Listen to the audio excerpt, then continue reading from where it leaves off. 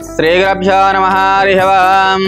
श्रीमान् सुधा गोत्रवस्य गोत्रभवयः शिवगोत्रवस्य यजमानवेस्य जी श्रीनिवास नामवेस्य कल्याणी नामवेस्य शिवकुमार नामवेस्य जस्सु नामवेस्य काव्या नामवेस्य सह कुटुम्बबान्धवानां सकला क्षमा स्थैर्य धैर्य वीर्य विजय अभयायुव विद्यारंगेन वृत्तिरंगेन उद्योगरंगेन अत्यंत अनुकृत फलसिद्धस्तो श्रीमन्महात्री सहस्रलिंगेश्वर स्वामिने नमः संपूर्णानुग्रह प्रसासिद्रस्तो अदा कीर्तियशुलु गार्लपाटी नाग वेंकट दुर्गा गंगा महालक्ष्मी नाल्गो वर्ध संदर्भेन पुष्यपूजां च करिष्यमानः।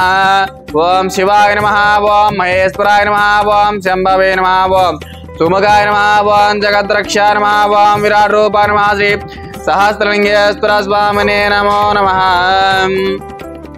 ओम वनस्पतिभ्ये नानागन्धैः संवितः अग्रे सर्वदेवानां धूपोऽयं प्रतिगृहीतां श्री परमेश्वर देवताभ्यो नमो नमः।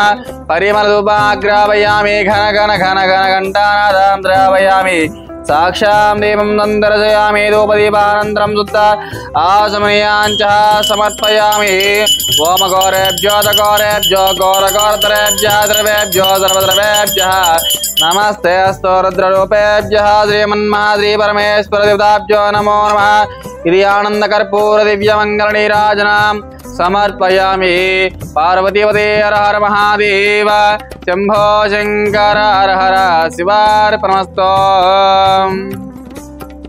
అందరికీ నమస్కారం అండి।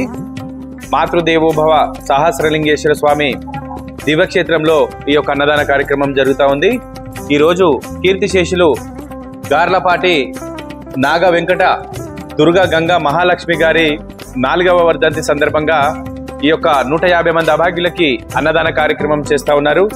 మరి కీర్తిశేషులు గార్లపాటి నాగ వెంకట దుర్గా గంగా మహాలక్ష్మి గారు మీరెక్కడున్నా కూడా మీ పవిత్రాత్మ శాంతి చేకూరాలని మాతృదేవోభవ ఆశుతరపు నుంచి ఈ యొక్క 150 మంది అభాగ్యుల ద్వారా తెలియజేసుకుంటూ, అన్ని దానాల కన్నా అన్నదానం చాలా గొప్ప కార్యక్రమం।